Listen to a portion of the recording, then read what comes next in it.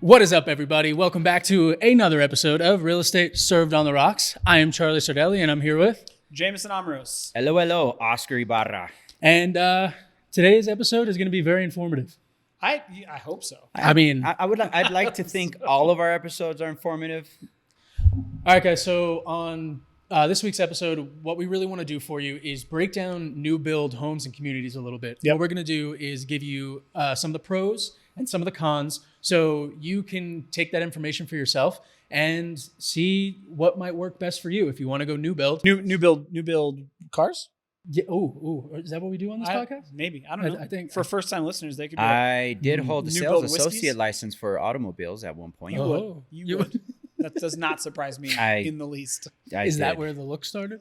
No, actually, I was scared to go into that lot. It was scary. Okay. It was. Yeah, you it, told me it that was one you of those were- buy here, pay here kind of places. I was doing a favor for a friend, and he was like, "We need someone who speaks Spanish. Do you want to help us out? You know who you are." Oscar and I was just like, said, "Sí." I said, "Sí se puede." "See," and then I showed up, and I was like, "No." I was out. Well, guys, remember, we have episodes come out every Friday on Apple Podcasts, Spotify, pretty much all the major platforms.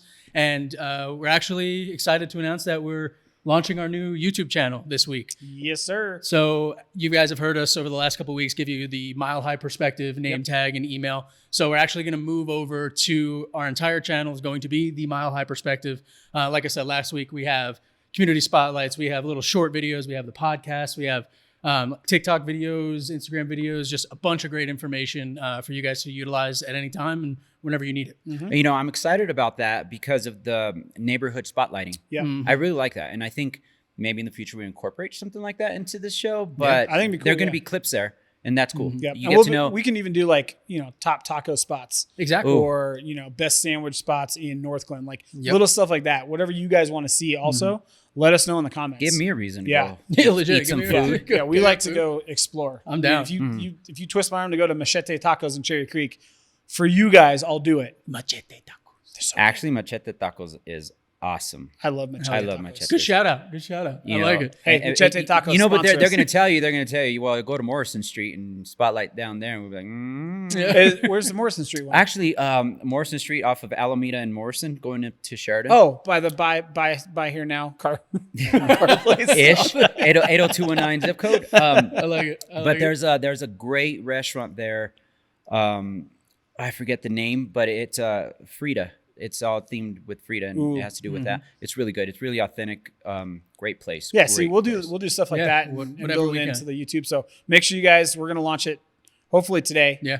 Or if not this week. Subscribe, like, comment, let us know. Give us a review. If you guys are listening to us on Apple Podcasts, if you guys are listening to us wherever you're listening to us, give us a review. Let us know what you guys think. Yeah, I have my son actually grabbed my phone and he's like, "Subscribe to my daddy." No, I'll post that. Don't make me post Right? that. 100%. Yes, use the children. Yes. I like it. Well, Puppies and kids. That's what people like, right? In the realm of amazing stories, this bourbon that we have, I think, is on par with the 9/11 background. Yeah, that it's we a cool gave. story. Yeah, It is. especially, and we apologize. We're one day late. We are one day late. on Black History Month, and the reason that we bring that up is because this bottle, in all honesty, is something that changed bourbon ownership for the long haul. So the bourbon that we're drinking today is going to be Uncle Ernest Nearest.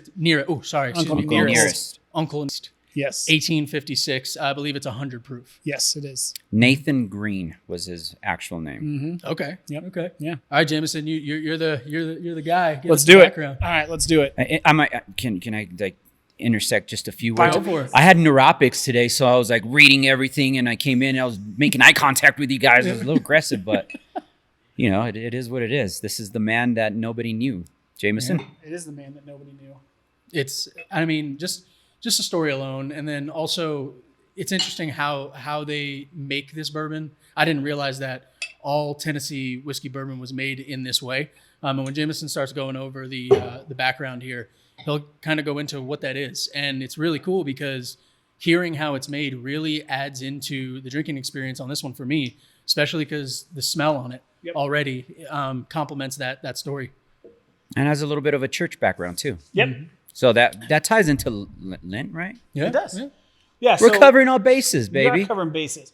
I mean, there's so much that goes into the story of this bourbon, but essentially, it was made by somebody that history kind of didn't know existed up until really 2016, which is crazy. And there was a individual that went out and was doing essentially like a book report on Tennessee whiskey and specifically Jack Daniel's and the history of the Jack Daniel's distillery. Mm-hmm. And through the research, this individual, her name's Fawn Weaver, she discovered the story of Uncle Nearest. And Uncle Nearest was a former slave. And again, back in 1856, that's where the name comes from, who became a master distiller and wide known for the way that he distilled whiskey. And the way he did it was he actually ran it through maple barrels before transferring the whiskey to age in charcoal barrels. So this is somebody who not only survived slavery, but Correct. then came out and made a fine bourbon that was hired by Jack Daniels. Exactly. And nice. like Oscar said, his name was Nathan Green. Okay. Some insisted his name was Nearest Green. And he became known in, I believe it was Lincoln County in Tennessee, became known as Uncle Nearest. And they coined him that he perfected the Lincoln County process. Yes, which is a bourbon maple whiskey. Distilling into charcoal barrels, which is, and that's what we're going to find out. We're going to see. So the cool part about this whiskey, other than the fact that it was from a very little known former slave that went on to distill this whiskey, he also essentially mentored a young Jack Daniels and was the first head distiller of Jack Daniels.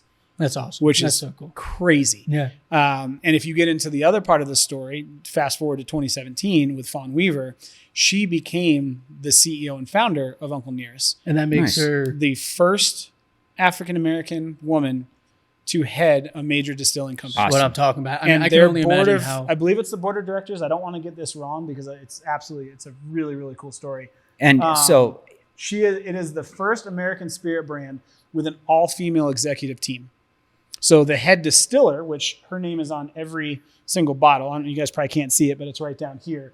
The master distiller or master blender is Victoria Edie Butler. Okay. Phenomenal. So it's just really cool. It's a cool story. They went to go look for a story about Jack Daniels. Mm-hmm. They found that Uncle Nearest was a thing. They founded an entire spirit company using his recipe. And that is his distilling process, the Lincoln County distilling process, separates Tennessee whiskey from every other major spirit and how it's being distilled. So rewind just a bit. The original where it all grew from was Dan Call. Yep. He was a Lutheran preacher, and he was distilling, and the church came to him and said, "Look, you can't be doing this. This is very ungodly, blah, blah, blah." He was very into distilling the whiskey, and just left it there and heard about Nathan Green. Yep. That he was pretty good. So he brought him in, and he perfected that. And he took over the process and remained on the farm. I don't know the name of the farm, as a free man. That's beautiful. Distilling. They were big on fattening swine, and I don't know if they turned a blind eye when all that, they couldn't drink anymore because the county loved to see the farming going on, and as long as there was smoke in the air, the distilling was happening, and they loved it. It was so good that they just let it go. It's cool because it was like Oscar said, right? It was like his calling card. Yeah, was you just see the smoke over the hill, and hey, Nearest Green is making his whiskey thing. And he's filtering it through maple charcoal. That is awesome. And then into the charcoal barrels, which we'll see gives it that really kind of sweet overture of smell and taste. We tasted a little bit before the episode. Full disclosure. Yes. It was good, but we're now going to actually taste it and see what we think. We've been letting it breathe for a couple minutes while we talked about it, but it's a cool story just from its origins and from a kind of rags to riches type of thing. Yep. It's something. And the mentor of Jack Daniels. I mean, come on, that guy's. It's known as American. Big guy. Yeah, he's exactly. American big name. whiskey. Right? Yep. And then to now have an all-female executive board. Yep.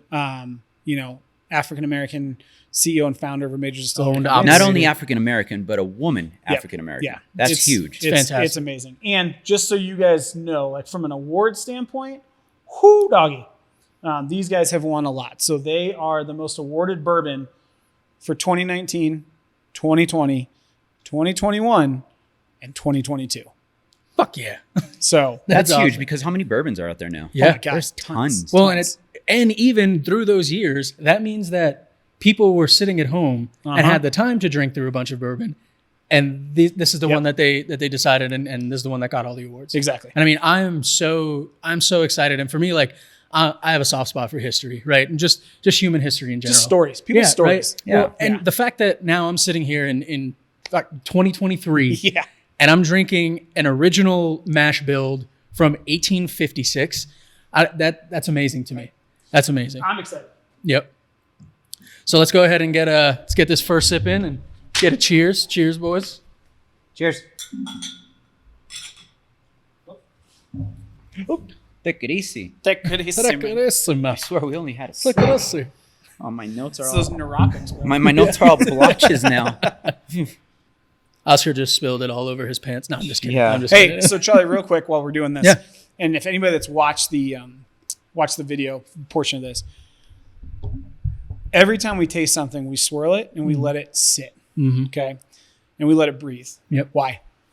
Well, that's just because it allows the bourbon, just like wine, to open up. So in all honesty, it allows the particulates and everything inside to get moving. And in a micro scale, it opens up the molecules within the drink, which then allows more of that flavor to come out.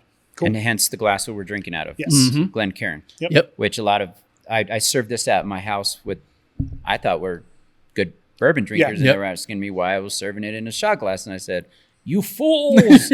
You uncultured You swine. uncultured sons of bitches. This is a Glencairn. This is a proper. Yeah. Yep. I Well, gave him and- a little bit of history, but then I was like, just drink it. Well, yeah. Well, and that's honestly that's the cool thing about bourbon is there's so many different elements that go into Right. the drinking experience, whether it's the glass, whether it's how it's aged, if it's taken out of a barrel, put back in a barrel, where it's where its humidity is regulated, stuff like that. So I think that it's really cool for us to see and explore these different bourbons from different areas that at the end of the day really just add up to a beautiful American selection of bourbon and whiskey. Every bourbon yes. has its story, not just its origin, but the process. And Exactly. that's what you're tasting, and you get to respect and honor the process and Yep. in the history of the bourbon. 100%. Agreed. And I will say, so I don't know about you guys, but already just from the nose, I am getting a lot of that maple up front. yeah. A lot of that Absolutely. sweetness is coming through, especially since we have it sitting now and we didn't get the neck pour, as Oscar about talked that. about last week. So I like the sweetness that you get from the smell. I will also say that I can tell it's 100 proof. Yep. Just by the smell, you get that tinge of the nose hair where it's, oh, okay, this is alcohol. This is gonna put me down. So yeah, I'm gonna go ahead and take my first sip and see how it goes.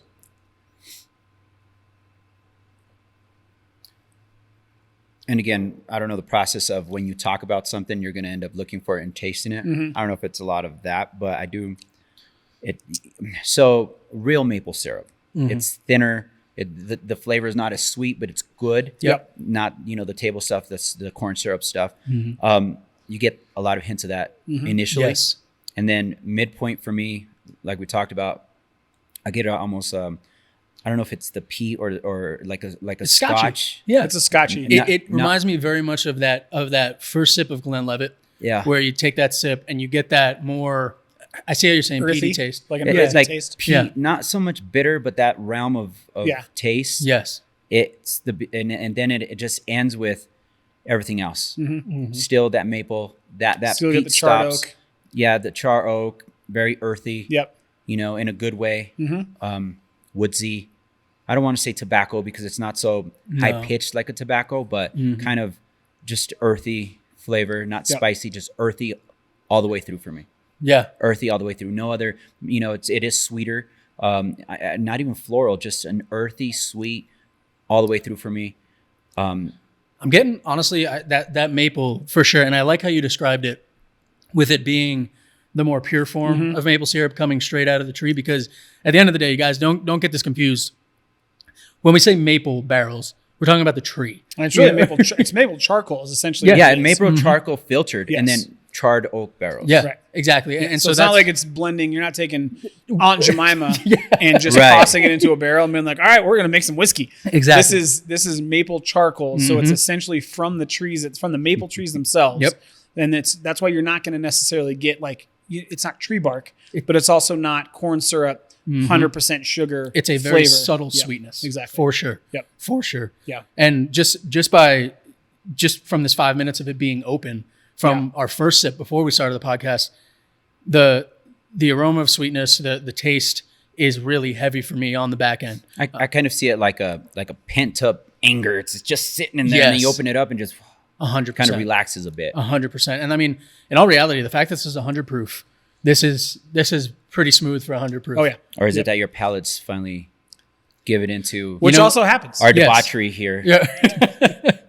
Well, I will. It wouldn't be far away from how I got started drinking bourbon. I was basically forced to enjoy it because I was in this fancy. Yeah, we twisted his arm when he came Well, on board. no, We're no, like, well, drink this shit. in all honesty, I started drinking bourbon to preserve myself. And what I mean by that is I was at a cocktail bar in Western North Carolina, a town of 3,200 people. So I had people that would come in and end their day at 5 p.m. with a PBR and a shot of Old Crow whiskey, which if you know Old Crow, that is the plastic bottle bottom of the barrel, right? But that's what they loved.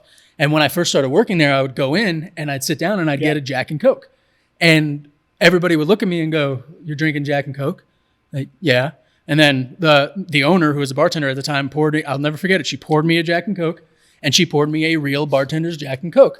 So I took the first sip and I was like, wait a second. I pushed it back across the bar. I was like, "I'm sorry. Can you give me a little bit more Coke?" And I'll never forget, she looked at me dead in the eye and she goes, "Aw." And in that moment, I was like, that's it. You realized you had a dress on? And Yes. you're like, I am in the wrong place. 100%. And from that moment on, it was always bourbon, whiskey, neat, Yeah. or on a single rock. Single rock, yep. And pro drinking tip for anybody out there: if you go We're out giving with pro people, drinking tips now, just so you guys are aware. drink responsibly. Drink responsibly, but this is going to help with that drink responsibly, right? There's a lot of public pressure to go out and drink, and people are pounding back drinks Yeah. left and right. Yeah. I promise you, if you go into a bar with your friends and you order a whiskey bourbon neat or on the rocks, nobody is going to come up to you and be like, "Oh, you haven't finished your drink yet?" Yeah. Because all you got to do is hand them the glass and go, "Here, do Yeah. it, finish it." Yep.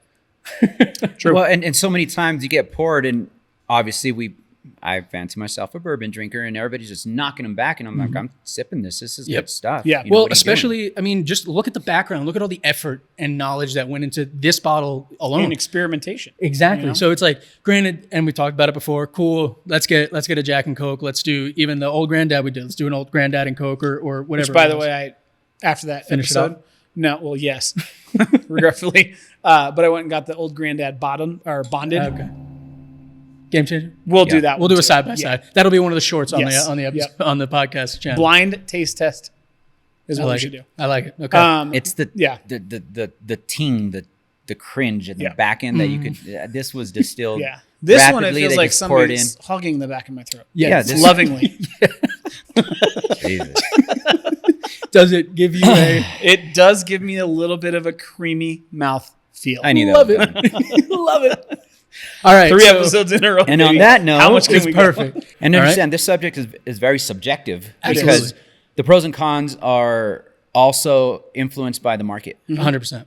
By the market and by personal situations. Yeah. Yeah. So understand that it's going to be very blanketed statements and subjective, but to the right now. Yep. Exactly. And what's going on right now. And at the end of the day, the whole purpose of us talking about this is just, again, to arm you with the information. So if you're in a conversation, you're talking with an agent, and they start talking about different benefits, why to go here, why to go here, you don't feel like a deer in the headlights. You actually can have a leg in the conversation and feel like you can have that conversation with confidence. Give you questions you can ask the professional, not advice to go argue with them. Yes. Say, hey, why is this happening? Hey, I heard that this is going on, because that happens anyway. Yeah. You're helping a client, and their mom, uncle, grandpa, neighbor, and doctor know they're all of a sudden real estate agents. Exactly. And they're going to give you a ton of advice, what to do, what not to do. Well, I bought back in 1984 for 15%, and my payment was $100.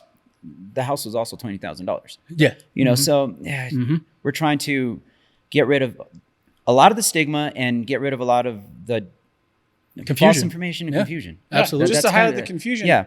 January, 4 million homes were sold across the nation. It's a lot of fucking homes. Mm-hmm. So for you as a consumer, for us to expect you to be able to, one, know enough about new construction versus resale, two, to be able to make an informed decision without any sort of guidance. That's kind of what we want to make sure that we give you guys today. So that you guys can go in and say, yeah, in Colorado alone, there's 30, 40 communities minimum that are new builds. How do you navigate them? So, all right, so let's go ahead and kind of start pounding out some of the pros that we have for new build homes. Who wants to start? Oscar, you want to start? The pros with new construction is incentives, and that'll go with, if you want to buy a new build right now is probably the best time, because we're doing a little bit of research and it looks like buying is coming back. Mm-hmm. There's a lot more buyers coming back. And when that happens, the builders' incentives go away. Yep. Right now it was crickets for a little bit. Builders started cutting us out of the transactions. Like, we don't need you. Or before, we don't need you. We got our own buyers coming in. They started dropping our commissions to the point where some of them were like half a point to nothing. Mm-hmm. Right. So they were taking care of business. They were offering no incentives. You get what you get. Maybe they'll give you some upgrades in the design, and that was it. Right now, they'll give you incentives. What does that mean? They'll give you money for upgrades. They'll give you money for rate buy downs. They'll give you money for free basements, appliances, basements. Yeah. There's elevations. I mean, there's a lot that goes into a house. Pros, you get to customize a lot of that stuff. I'm going to go into cons. I'll let you go with the con and we'll go back and forth. So that's what I was actually going to do is I was going to see, let's all give a pro, and then we'll all go through and give a con as well, just so it keeps it a little bit more structured for people to follow through. So I'll go ahead and give my pro on new builds. And as somebody who comes from the tech retail space, one thing that I saw a lot of, and Jameson, you can attest to this as well, is smart homes are booming. 4 years ago, you did not see a new build home unless it was, up and coming, the new of the new. That's it. That actually advertised, we're Alexa ready, we're smart home ready. I think Lennar was one of the first ones that started that back 4 or 5 years ago. Right. So now you have, again, with these incentives that they're offering, you have so much more of an opportunity to be as up to date on your security. They have water heaters now that connect directly to your phone via your Wi-Fi and Bluetooth, so you can check the status of that. A lot of new construction is doing tankless water heaters, and that's just what they're doing. Yep. Again, they're not putting in tanks. Tankless water, and again, they push you to the new technology. Exactly. With Lennar said, their communities have solar. Yep. Yeah, exactly. They're billing them with solar. Mm-hmm. Exactly. And so for me, it's especially because, let's be honest, it is difficult for those first-time home buyers right now to go into these new builds.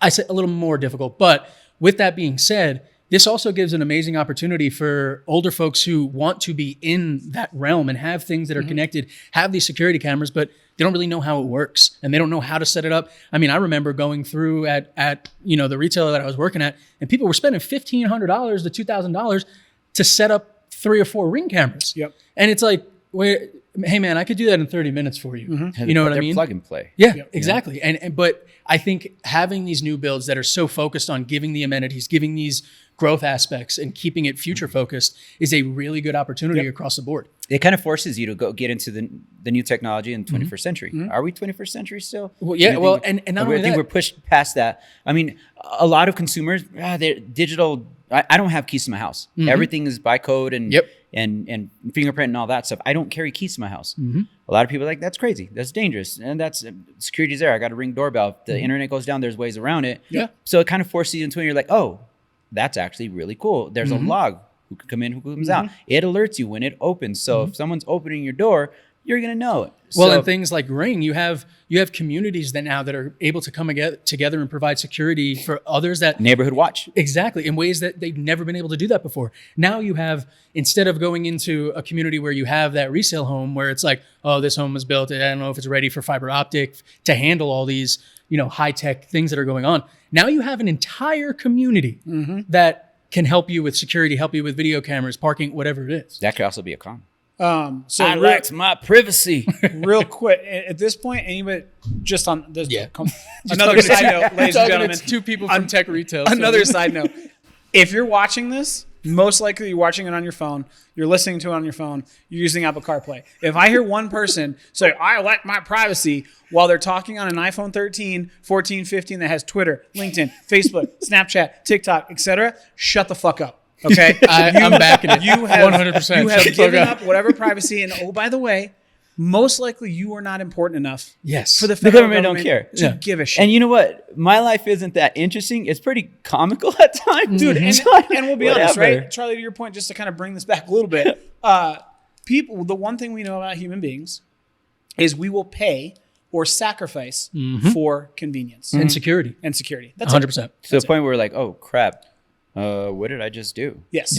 Yep. So I is mean, what it is. So yeah, Hot topic that's subscriptions. Yeah. Right? yeah. Yep. Well, and that's so that honestly, that when I was driving down here, I was trying to think like, what's a pro that's not really thought of as much. And for me, genuinely being in that retail space and seeing how many people struggle with that technology and growing, I think that is a phenomenal. And on the flip pro. side, seeing how it can make people's lives so much easier So if you have that. again, little side story, just again to kind of just show how important these smart functions can be, right?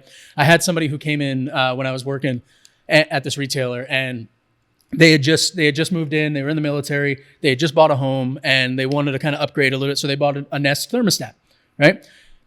Week and a half goes by, see the gentleman come back in, and he is ecstatic. And I'm like, oh, cool. I sold him something good. He's happy. He's going to buy something else. He walked up to me and he goes, Charlie, I just thank you so much for recommending the Nest to us, because it actually located a leak in my ventilation system.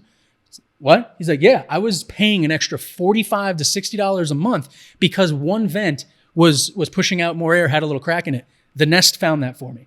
So yes, I get it. Having everything tied to the internet is scary, but it's there for a purpose. It's there to make your life better.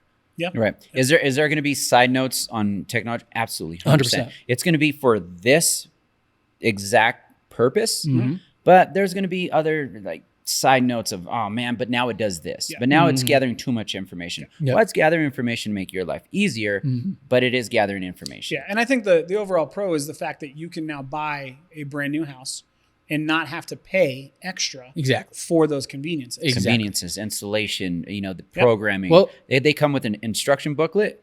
The associate there will run through it, or their soup will run through all the smart devices of your home. Yeah. And then even on top of that, I mean, it's one of those things where when you move into that house, having that peace of mind, especially if you have young children. It's security. Exactly.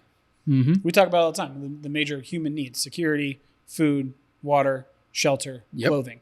Oh yeah, Right? my son's like that's a puppy. You what open it the is. door and he just darts out the front door, and you're like, dude, get your butt back in here. Yep. We know if the front door is unlocked, and we rush to the front door because Nolan's doing something. So it also helps. Absolutely. All right. So we went over incentives as a pro. We went over technology as a pro. Jameson, what do you got to add? I got one that's a little bit different, and Okay. I think it's Challenge us. well. So when you talk about new builds, right? They want to sell what people are purchasing. So it gives them a unique advantage to be either at or ahead of what people are looking for. One thing that we've seen over pandemic, actually there's been a couple, but I'll go through them. The first one we've seen is work from home, Yes. right? So if you buy a resale house, it may not have a home office. Okay. You're using If you go and bedroom. talk to Lennar, Meritage, DR Horton, Richmond, any of we call them, the big hitters. Yeah, the big hitters, but they're not custom homes, right? They've got usually 4 or 5 floor plans per community, whatever. Track homes. One of the biggest things that you're going to see is flex spaces. And those flex spaces are there because the builder recognized, hey, the workforce is, at this point, we know that at least hybrid wise, they're going to stay at home, right? Because you have this mass migration of the cities into the suburbs. So the builders now, if you go and buy a brand new house, along with the incentives, the security, you also get floor plans that match what people need today. Versus if you buy a resale home that was built in 2007, 2008, Might have to knock down a wall or that two. wasn't an issue. So now you got to knock down a wall. You got to pay money for, extensions. You have to finish a basement, maybe convert a bedroom, something like that, to get something that now is necessary. Dang, he called right? out 2007. That's when my house was built. That's what I'm saying. But I got dope office in my house. right. But was it a bedroom or was it an office? No, it's a straight up office. Yeah, You so- guys got to check it out. right. It's awesome. So in in that sense, if you go new construction, you get to be more on the cutting edge of the designs of the homes. The second thing we saw is if you take the home office out of it, as affordability has eroded, right? Two things are happening. You're getting in-laws moving in with their kids, or you're getting the kids graduating from college that are staying from home. Yep. So now what you're starting to see from a new build standpoint is multi-generational homes, which you can't find previous to a home built really 5 years ago. Yeah. Well, and right? even on your flex room note there too, I remember when I first started last year, JC had me go through and tour a bunch of the new builds and do showings in them. And something that really kind of blew my mind was the sales agent was pitching it to me with the idea of renting it out. Yes. And I had never run into that before. But on the note of those flex rooms, now, like we were discussing earlier, it might be a little bit harder to get in here. Right. But you have people who are buying in with renting in mind, saying, hey, I'm going to buy this. And yeah, that could be an office. But as of right now, I want to make a little money off of this asset and this investment. I'm going to switch that into a bedroom and I'm going to rent it out. Yep. But you look at like Richmond, for example, right? I toured one of their models out in Sterling Ranch, kind of the new Highlands Ranch is what we call it. And their multi-generational are designed specifically with separate entrance, separate garage, separate kitchen. So it is its own living space. Yep. And again, they say multi-generational. To your point, you can use it as a rental as well. But the point is new constructions will always be at the head of what individuals need because that's how they tailor their product. It's like everything else. Exactly. You want to take a survey. Hey, if you're going to buy a home in the next 5 years, what are the 5 features you want to see in that house? Yep. People are working from home. Affordability is eroding. Rental income is a hot topic. So now they're going to build those homes to solve those problems for people versus a resale home. You don't get that ability unless you want to dump your own money into making your house. And then now you have to deal with HOA restrictions. You have to deal with zoning laws. Yep. Contractors. All the pre-established. Labor costs, everything else, right? Yep. And again, time, energy, and knowing that your own home is going to be a construction zone potentially for months. Yeah. If I'm going to have It's going to some put sort you of- out at least a month and a half. We're getting a little far ahead of ourselves here, talking about some cons. No, I'm just saying it's a pro in the sense of, you don't have to deal with that. I see what you're saying. It's a pro for see what new I'm saying? builds. It's a pro for cons new builds. I got mean, it. with the price point of Sterling Ranch, you need a multi-generational family. They're up Yes, there. yes. But Right. to segue from that as well, within the realm of builder knowing what they're shying away from, unless you're custom higher end homes, is traditional dining rooms. A lot of homes do not come with traditional dining rooms. They have the big. I hate dining rooms. No one uses them. I think they're pointless. I use mine We were talking about the other day, and we have a sunroom that is essentially our dining room, and I've got a nice table in there, right? It seats 8 people. It's got some bright lights, vaulted ceiling. I could count. I've lived in that house for 2 years. I could count on a single hand how many times I have actually sat at that table. This goes back to the conversation we were having beforehand. Like, I'm getting ready to move in with my girlfriend in coming weeks, and It's she's nice 'cause amazing. it's a space, but I just don't fucking use it. She has beautiful design ideas, and Oscar as an architectural designer, you get that a little bit more. But same thing for me is like I look at these things and I'm like, if it's not functional, Right. why do we have it? I mean, it's functional in the sense that it's extra space, so it makes Yes. my house feel larger. It's because it's purty. You know what I mean? And it's good, nice. Like dirty. if the sunroom wasn't there, I would hate my house because it would feel cramped, right? But it's there. I can spread out if I'm entertaining and whatnot. I just don't use it very often. It's a generational thing. Exactly. They used to entertain a lot different back in the day. Oh, absolutely. I use my dining room. I too have a big dining room table. I have one that seats 12.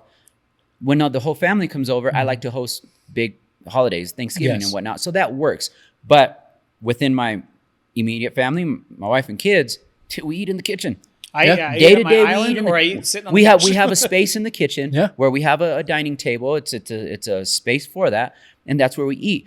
But I'm gonna change that. I'm gonna do what the builders are doing. I have an island, but I'm gonna go the width of the island all the way to the what are those bay window where my kitchen table sits. So I'm gonna have a 6.5 by 9.5 foot island. Yep. Because that's what builders are doing. You spend a lot of time in the kitchen.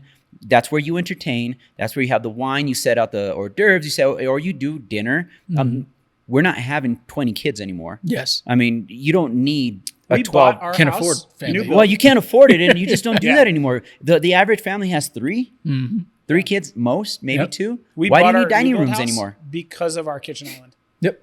That's awesome, and I'm envious of those big kitchen islands. I love to cook, and why they're do awesome. people not do this now? Yep. And that's the big thing. So, yeah. So, Those with are the pros. point is that Yep. builders are to the times. Yep. Exactly. They're building to the times with the floor plans that are going to fit the now. All right. So what are the cons? All right, Jameson, you ended to start it off. I think the biggest con, and again, this is situational, is when you buy a new build, you are essentially living in a construction zone. Unless you're the last house to be built, right? If you're the first house to be built, you need to understand that your life is going to be full of dust, rusty nails, loud construction workers, music, interruptions at 7 a.m., right? Till 7 p.m. sometimes. And it's a new construction home. And you need to understand that you're living in an established neighborhood. So your utilities may be in and out. Like there's a lot of different things, but my biggest con would be just living in something that isn't necessarily like, oh, I feel peaceful. And Oh, I mean, I won't even lie to you. I live across the street from two new build communities. One's going to be like an elderly kind of place, and another one has these new townhomes, 3 stories with patio on top, all that. I am a block away, and I still hear, and I'm not. Please excuse me, gentlemen, but I still hear, and it's like, cool. Dude, that's the sound of production, baby. 6:30 a.m. I love it. Get me pumped. Let's go. I'm rocking it. You know, I will tell you though, because I've lived in now 2 new construction homes. It is kind of nice every once in a while. Like if you need stuff done around the house, I've paid in a 6-pack of Corona and gotten a couple of the crew members to come in and given them Knock it out. $1,000. Hey, can you guys, while you're here, you got somebody that can pave this? They'll do it for $1,000 in a 6-pack because they want to work, which is awesome.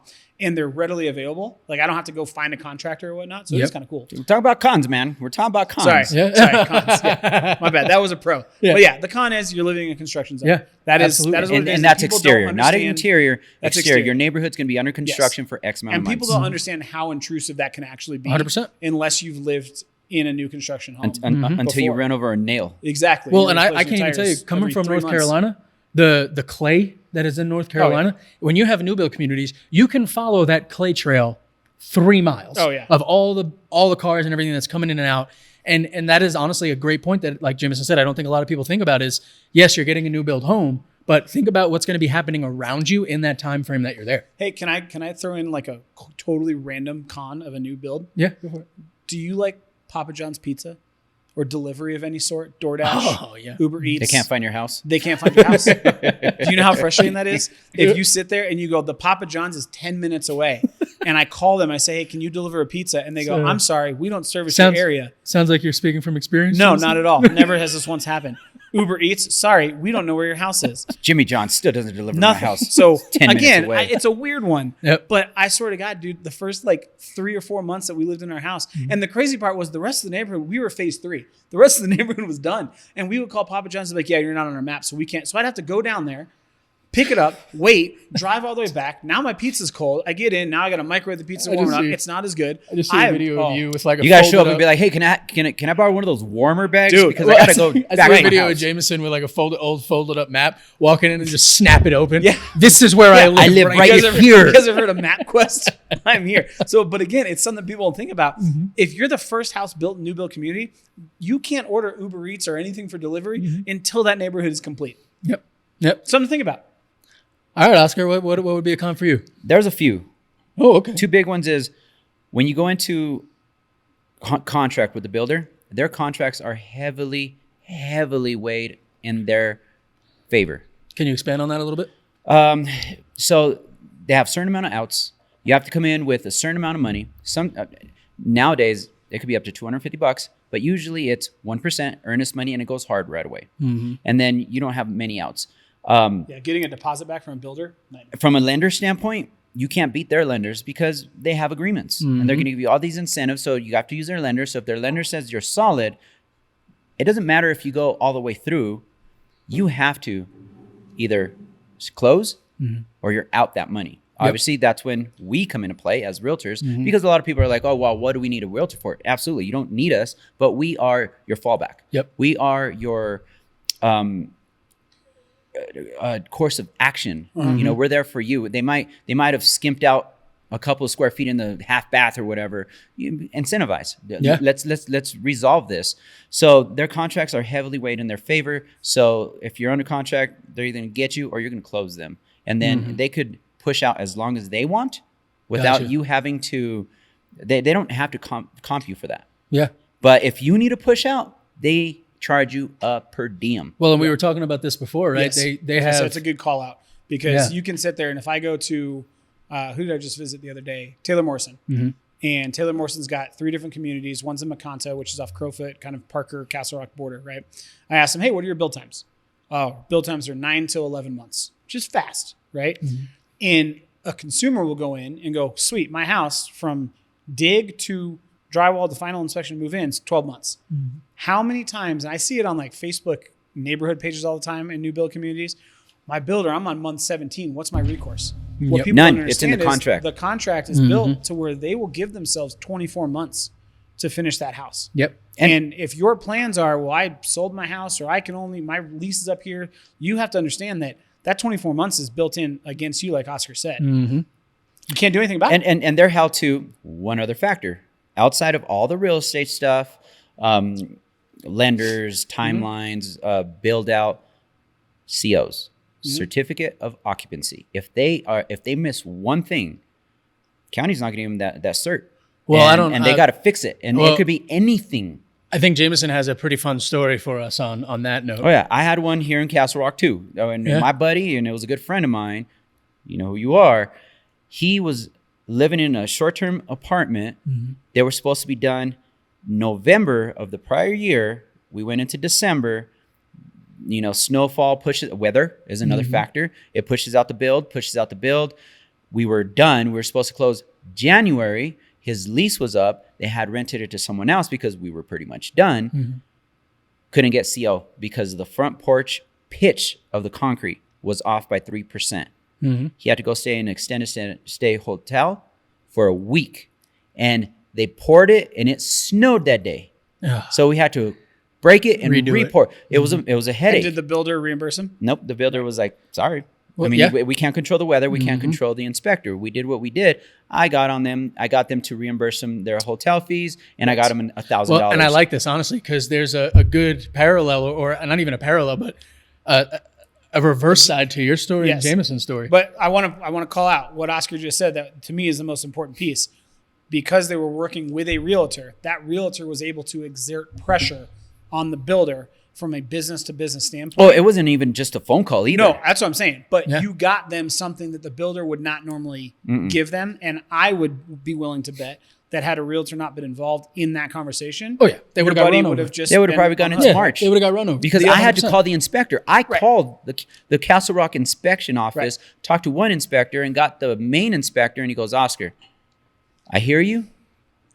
Have them build it out of wood. I'll go give you the CO and have them pour it later. I'll get it done. The soup was like, nope, can't get a hold of the inspector. We're not going to do it. He's not going to. No. I talked to the inspector. So I got on his ass first. Second, the sales rep was like, can't do it. My hands are tied. Okay, I'm going to go above you. I started making phone calls. I went on LinkedIn and friended the director of that builder. I won't name the names. And I had a direct line. I got a phone number to them, and I told the associate, we could go one or two ways. I could go above your head and talk to her directly because I know you haven't. Well, we're going through another management. This manager, she's new and blah, blah, blah. I said, okay, well, get that new manager to comp them something. Yep. And that's just a good Out of testament. good favor, a good faith of your mix-up, whether it is your fault or not, they are in dire straits. They have 2 kids in a hotel room. Yep. Get them something. I don't Well, care what it is. And your story went on the realms of they got the CO or they couldn't get the CO because they were trying to make something right. Jameson, go ahead and share your story. Yeah, so mine was different. We got a CO. We had the people move in. And then like 2 days after they moved in, their basement flooded. Oh, tell me what happened. It was weird. So apparently, remember when you this. get a certificate of occupancy, you have to pass certain permits and checkpoints, one of which is plumbing, right? You got to make sure that the water can make it from the house to the sewer to the city water system. And what we found was this house, new construction, right, was missing about 16 feet of the main plumbing line in the basement. That is a lot. So what happened ladies and was they gentlemen. turned on the shower. Where'd the water go? Basement. It went through half the house. Then it spilled out into the basement. We went over there, looked up, and I'm seeing where the water's coming out because I had them go up and turn the shower on. It's just pouring. Nice. I don't do it. I just tell them to turn the water off and call the sales rep. Hey, can you come down the street? We got to take a look at this. Comes down, turn the water back on. I go, just watch. He looks at it and he looks at me and I go, how did this happen? He goes, I don't know. Awesome. Just an open pipe shooting water Just into an the open basement. pipe. 16 feet of main sewer line missing in the basement. Still got a certificate of occupancy.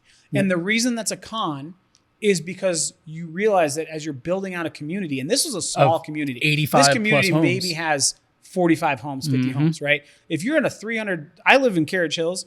Carriage Hills has almost 450 homes, Yep. right? But if they're building them all at the same time, fuck ups will happen. And that's the con. And they can happen before, and if they catch it, great.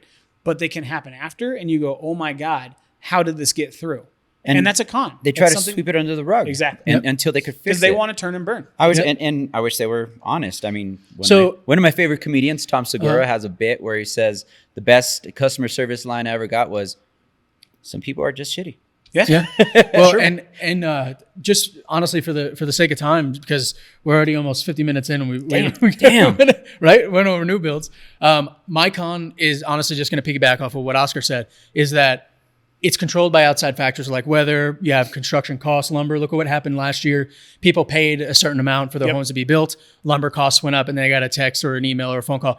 Hey, so actually this is going to go up a little bit. There's nothing that protects you on that. Correct. Yeah, so that's just something to be mindful of, is new build homes have other factors outside of your control that will affect your purchase, your length, the time length, whatever it is. And for me, that is a con that I personally don't like, because I'll be honest with you, I like the control. I like knowing when, how, who, and for somebody to call me on a house that I probably just drained my savings on and be like, oh yeah, man, by the way, you're going to have to wait another 4 months or pay an extra so many thousands of dollars.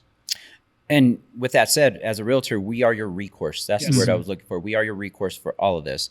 2 things really fast. 1, know what the build out cost is going to be. Starting price could be $500,000, but after upgrades, which they're shying away from a lot of this, some are just, this is what we're offering.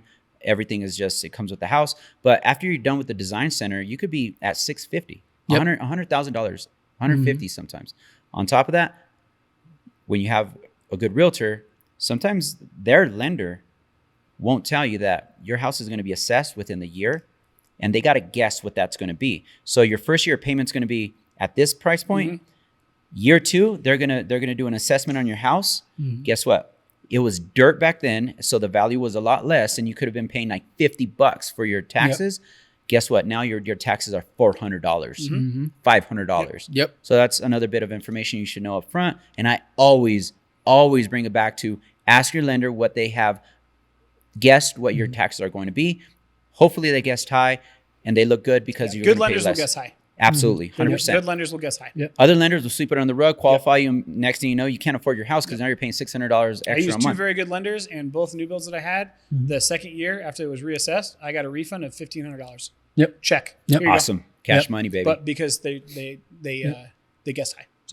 Yeah, so covering the new build homes, these are some great pros and cons that you see when you have these new build communities. And this is just something that you guys can look for as you're looking to make the decision between, hey, do I go new build? Do I go resale? So that's why we wanted to cover this topic just of new builds in general, because it is an option. It is a great option. It is a tasty option with all the different incentives that they throw at you and all the different things that you can get from going new build. But I think arming you guys with this information and showing you the positives and the negatives is going to be the best option for you in the long run. Yeah, and I want to add, before we get into the rock takeaways, I do want to add from a statistical standpoint, as you guys are shopping and you listen to the pros and cons, and let's say you do decide, hey, a new build is what I want to do, make the decision sooner rather than later. Oscar touched on it previously. I'm going to give you guys some statistical data to back it up. We look at new build sentiment every single month, right? And essentially it's on a scale from 0 to 100.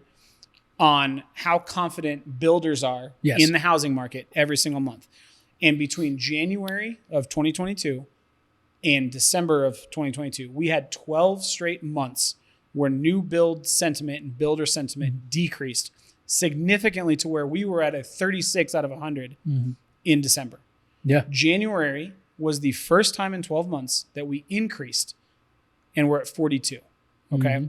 If you look at the next 6 months projection, we think that's going to go to 48, which would then be 5 more months of increased builder sentiment compared to last year.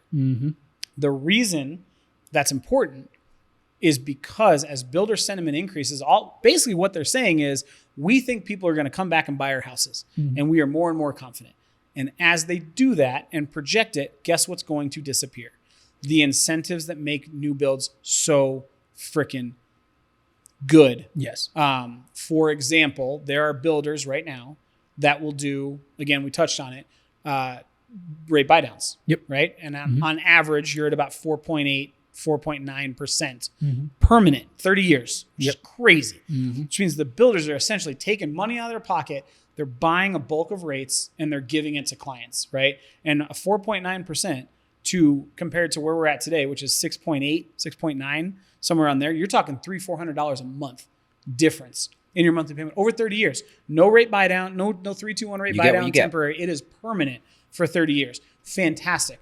The reason you don't see every new builder doing it at the same time is because they have certain cash. They essentially sell houses. Whatever profit they get, they then reinvest into buying these rate buy downs. It's in the budget. Yeah. It's in the budget. So you'll see a Richmond community do it for 3 or 4 weeks so they run out. Then a Lennar company will do it for 3 or 4 weeks. Then another Richmond community in a different area will do it. So you have to time it, which is why you work with us, because we're up to date on where those incentives are. But if in the next 6 months the builder sentiment continues to increase, those are going to disappear. Doesn't mean rates are going down. It just means that your opportunity to buy a house at a 4.99% could potentially be disappearing pretty quickly. Absolutely. So they're not going to be giving you the cash anymore. And on top of that, what's going to happen? Rates are going to climb up a little bit. Yep. They took it a significant drop. They had inventory that they couldn't move. So what do? They can't hold on to this. So they don't give it away, but they get better pricing on it. On top of the incentives. So when the incentives go away, prices start climbing up. It might not be the best time to buy new builds, but people that want new builds are going to buy. But you look at it, like I just did a DR Horton home that we got their rate we closed sometime in January, 3.99%. Yep. Not only that, we negotiated the purchase price down $20,000, and they gave us backyard landscaping, which was $20,000 by itself. Yep. Right. So if you guys are out there and you're looking and you're thinking, hey, you know what, new builds might be an option, reach out to us. We will give you where the deals are at, what it is. It's hard to link to it because they change all the time. We just got to go visit them. But we'll visit them. We'll talk about it. Let us know if you guys want that information. We can give you kind of a guide. But it's something that I think is going to go away in the next 6 to 12 months if we start to see buyer activity continue to ramp up. And check out the Mile High Perspective on YouTube, because we're going to have walkthroughs that will go a little bit more in depth on this. Exactly. So Really quick, before we go, the last new build that I did, they incentivized payment with the rate buy down. They gave them $20,000 to do either rate buy down or appliances and whatnot. And I got them to do fencing and backyard landscaping. The fencing and landscaping alone is like $15,000. Yep. Time, looking for contractors, getting it scheduled, all off their plate. Yep. Alrighty, so now I think it's time that we do our One Rock takeaway. So again, the One Rock takeaway is a concise, kind of our overall 1 or 2 sentence takeaway for new build homes. I'll go ahead and start it off. My One Rock takeaway for new build homes is take a look at your options, know what you're looking for, what you want in the home, and see what builders account for that and see what builders work best for you. Cool. Oscar? I don't have one. I like it. I've had a bad last few years with builders. No, I mean, I've had some really good builders. I've had some really good bad ones.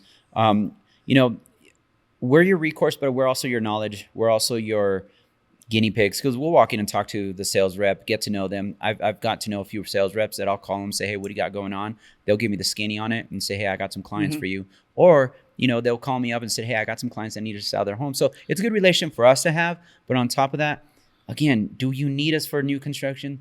No. Is it a good idea? Yes, because builders are going to pay us regardless. They're not going to take it off your plate or your incentives. They budget it for that. It's free and help. we're your recourse on that. I like We're the it. ones that are going to go up to bat for you.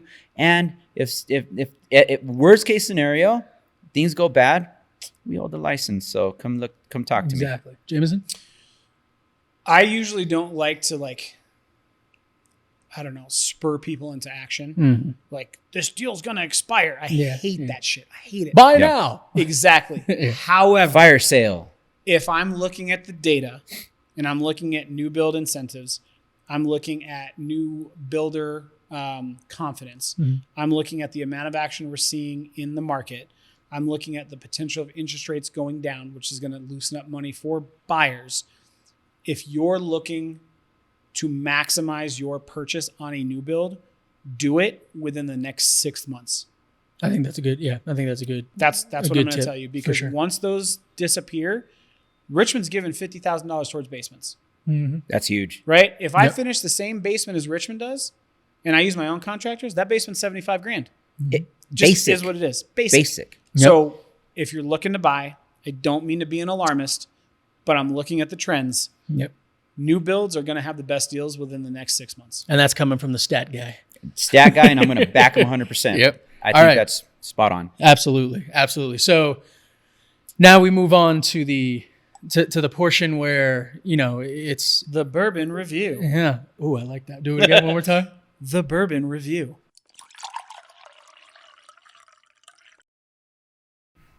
I like it. Beautiful. Beautiful.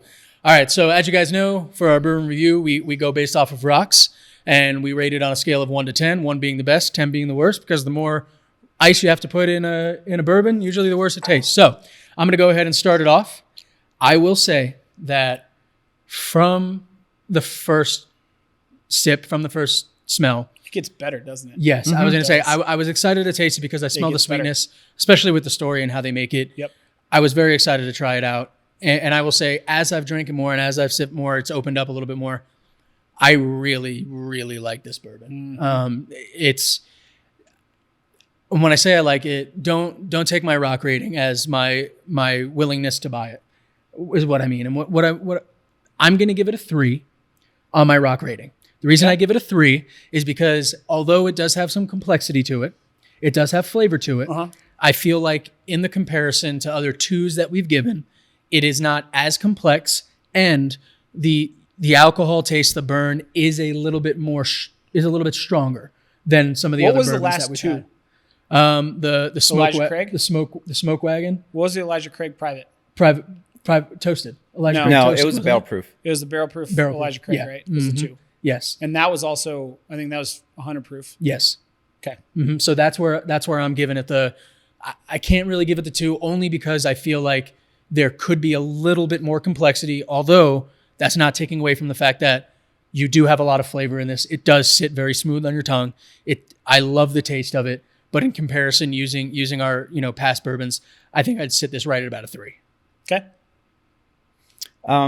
It's tasty. It's a tasty bourbon. I like it. I truly like the flavor. The taste is there. Again, I like more in depth for my palate as well. It's complex. There's a lot of complexities to this bourbon. It doesn't taste young or any of that stuff.